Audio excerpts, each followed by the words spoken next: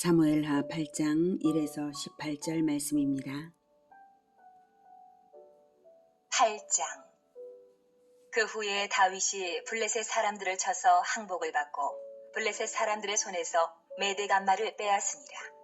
다윗이 또 모압을 쳐서 그들로 땅에 엎드리게 하고 줄로 재어 그 두 줄 길이의 사람은 죽이고 한 줄 길이의 사람은 살리니 모압 사람들이 다윗의 종들이 되어 조공을 드리니라.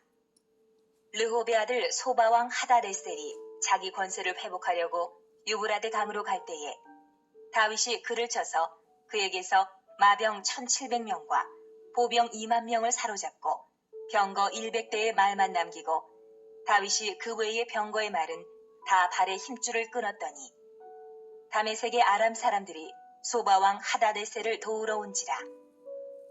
다윗이 아람 사람 2만 2천 명을 죽이고 다윗이 다메섹 아람에 수비대를 두매 아람 사람이 다윗의 종이 되어 조공을 바치니라.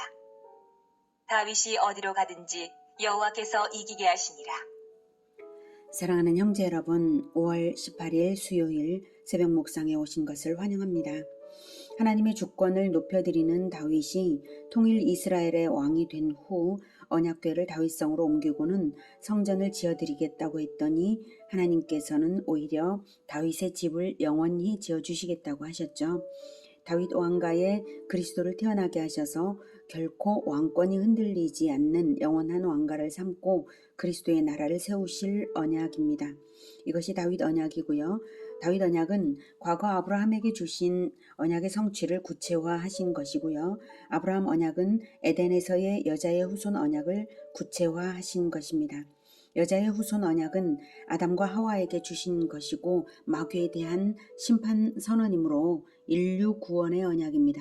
인류 구원을 여자의 후손 그리스도 안에서 언약하신 것입니다.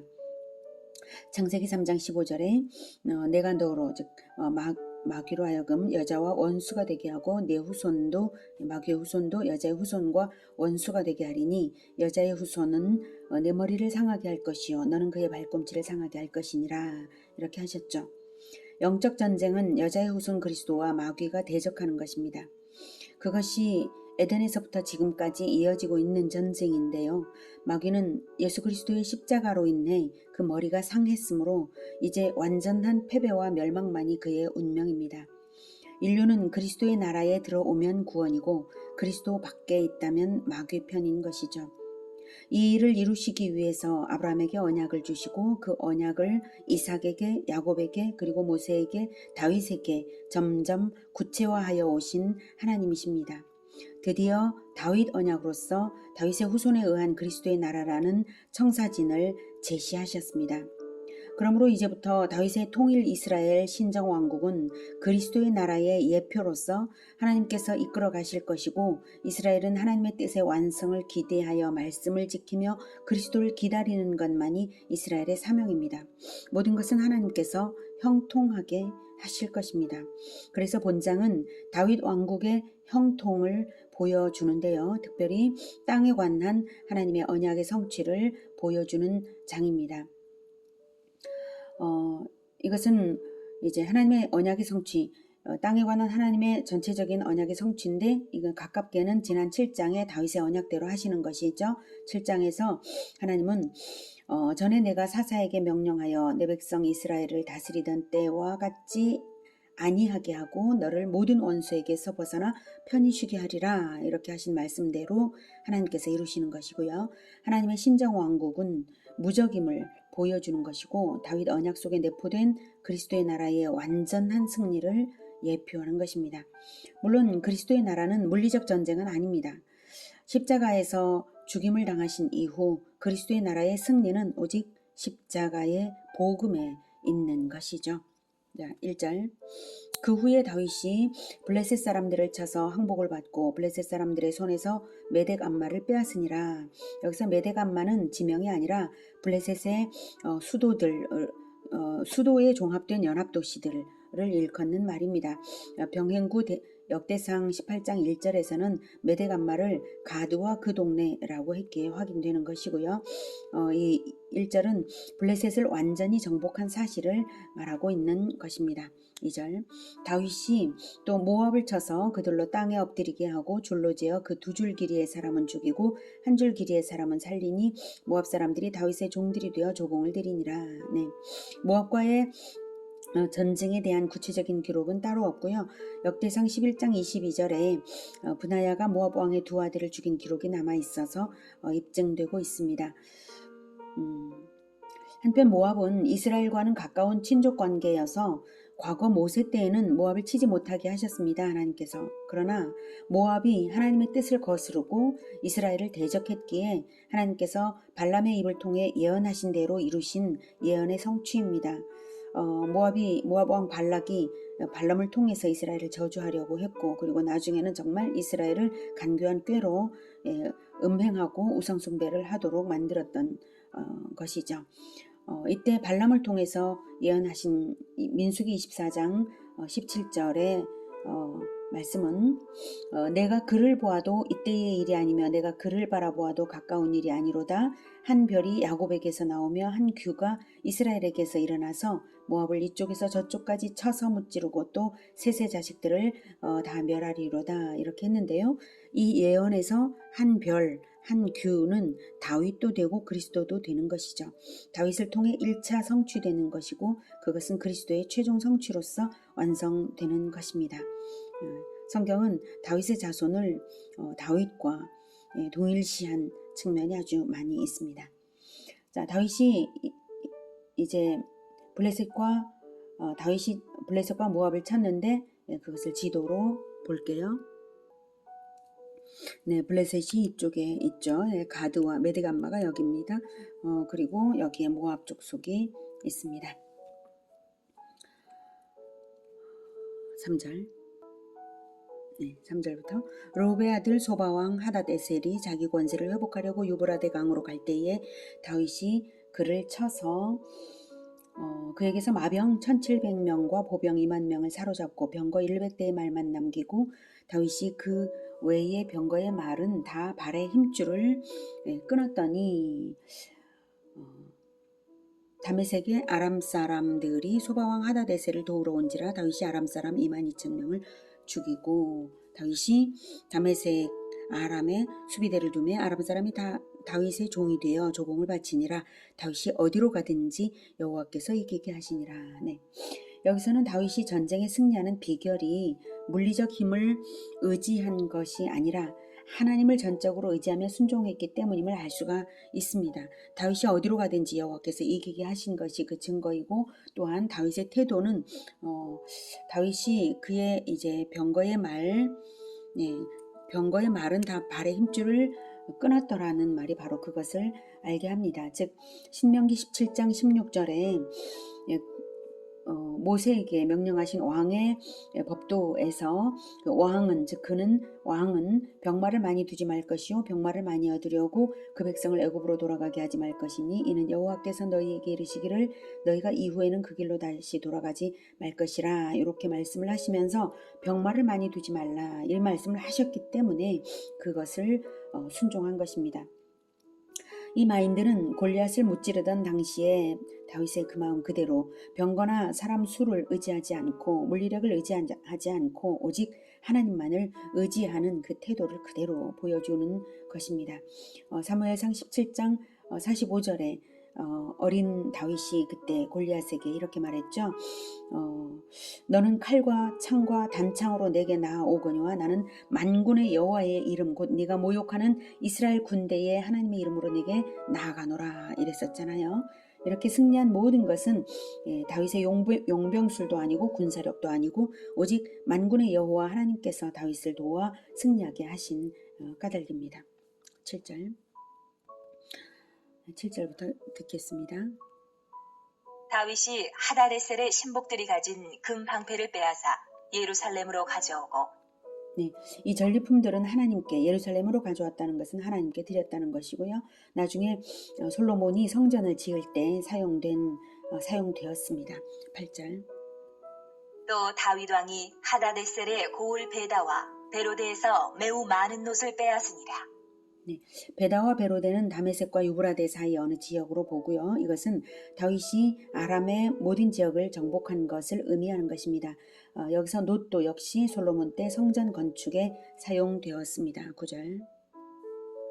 하마당 도이가 다윗이 하다데셀에 온 군대를 쳐서 무찔렀다 함을 듣고 도이가 그의 아들 요람을 보내 다윗 왕에게 문안하고 축복하게 하니 이는 하다데셀이 도이와 더불어 전쟁이 있던 터에 다윗이 하다데셀을 쳐서 무찌름이라.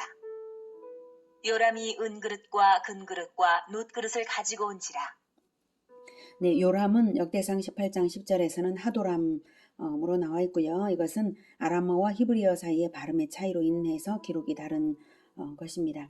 하맛 왕 도이가 아들 요람, 하도람을 사신으로 보내서 감사하게 한 것은 아들을 보낸다는 점, 이것은 최고의 존경을 나타낸 것입니다. 자기의 대적을 다윗이 물리쳐준 까닭이죠. 11절. 다윗 왕이 그것도 여호와께 드리되 그가 정복한 모든 나라에서 얻은 은금 곧 아람과 모압과 암몬 자손과 블레셋 사람과 아말렉에게서 얻은 것들과 소바왕 르홉의 아들 하다데셀에게서 노략한 것과 같이 드리니라.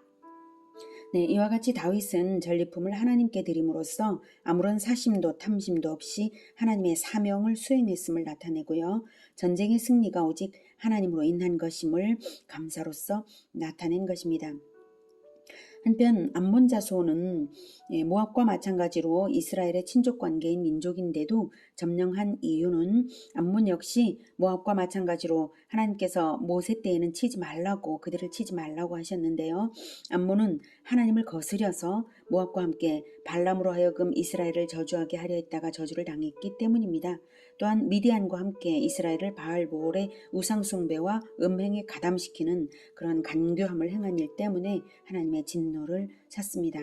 이로써 암몬이나 모압의 사례로 볼 때 하나님은 진리대로 행하시며 진리대로 행하심으로 진리이신 그리스도 안으로 들어오지 않는 자들은 이렇게 하나님의 심판을 면할 수 없음을 알 수가 있습니다.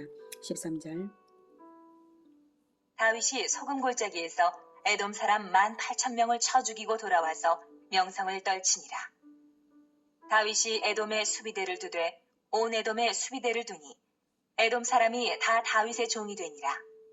다윗이 어디로 가든지 여호와께서 이기게 하셨더라. 에돔과 아말렉, 12절에는 아말렉이 나왔죠. 네, 에돔과 아말렉은 역시 이스라엘의 형제 민족입니다. 하나님께서 모세 때에는 치지 말라고 하신 대상입니다. 그러나 그들은 걸핏하면 기회를 노려서 이스라엘을 치는 일을 하곤 했죠. 늘 하던 습성대로 아마도 이번에도 다윗이 암몬과 아람 족속들을 상대로 전쟁을 하는 기회를 틈타서 이스라엘을 침략했다가 전쟁을 마치고 돌아온 다윗의 군대에 의해 패퇴되었을 것입니다. 다윗은 늘 명분 없는 전쟁은 하지 않거든요. 명분 없는 전쟁으로 명성을 떨치지는 못하는 것이죠. 명성 13절에 명성을 떨쳤다고 하지 않습니까? 예, 명분이 분명히 있는 그런 전쟁을 다윗이 했고 이겼고 명성을 떨친 것입니다. 이렇게 하나님은 다윗이 어디로 가든지 이기게 하셨습니다. 예수님께서 우리에게 약속하신 것이 떠오릅니다. 하늘과 땅의 모든 권세로서 모든 민족 제자화의 길에 함께 하시겠다고 하셨죠. 다윗의 모든 승리는 우리에게도 성취되는 승리의 모습인 줄을 믿으시기 바랍니다. 물론 우리의 전쟁은 물리력의 전쟁은 아닙니다. 예수님의 십자가 복음으로 이기는 사랑의 전쟁입니다. 이렇게 정복한 영토는 남으로는 이집트의 시내까지 그리고 북으로는 유브라데 서편 지역까지 아브라함과 모세에게 약속하셨던 그대로 성취된 것입니다. 지도를 보면 이렇게 남쪽 블레셋 그리고 여기 모압과 암몬이 있죠. 모압, 에돔 맨 밑에 에돔이고요. 그 다음 여기 모압이고 여기 암몬입니다. 그리고 위쪽으로 도 올라갔습니다. 유브라데 쪽까지 이쪽에 아람이 있고요. 그리고 네, 여기 르홉, 네, 쭉 이렇게 아주 넓은 영역에 걸쳐서 지금 그 이전에는 여기 조금 유다 지파가 여기 있었고 그다음 전체 이스라엘이 이렇게 있었는데 완전히 정복되지 않았던 땅을 이제는 전체 영역이 굉장히 넓어졌습니다. 이 모든 것은 하나님께서 창세기 15장 18절에 말씀하신 대로였습니다. 창세기 15장 18절에 그날에 여호와께서 아브라함과 더불어 언약을 세워 이르시되 내가 이 땅을 애굽 강에서부터 그 큰 강 유브라데까지 내 자손에게 주노니 이렇게 말씀을 하셨죠. 애굽 강에서부터 그 큰 강 유브라데까지 이쪽에 유브라데가 있거든요. 거기까지 전부 다 이렇게 거의 다 점령이 된 것을 볼 수가 있습니다. 이어지는 15절 이하는 통치 조직 정비입니다. 다윗이 온 이스라엘을 다스려 다윗이 모든 백성에게 정의와 공의를 행할세. 수르야의 아들 요압은 군사령관이 되고 아힐루스의 아들 여호사밧은 사관이 되고 아히두베의 아들 사독과 아비아달의 아들 아히멜렉은 제사장이 되고 스라야는 서기관이 되고 여호야다의 아들 브나야는 그레 사람과 블레 사람을 관할하고 다윗의 아들들은 대신들이 되니라. 네. 오늘은 다윗의 정복 사업을 통해서 하나님은 결코 시건치 않으셔서 말씀하신 것을 반드시 성취하시는 분이심을 역사 속에서 분명히 보여주시고 계십니다.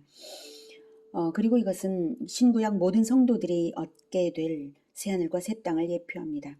다윗처럼 하나님 주권을 높이고 명령에 순종하며 인간의 힘이 아니라 하나님을 의지하며 하나님의 비전 성취를 위하여 나아갈 때에 다윗에게 주신 승리처럼 우리에게도 안겨주실 것입니다.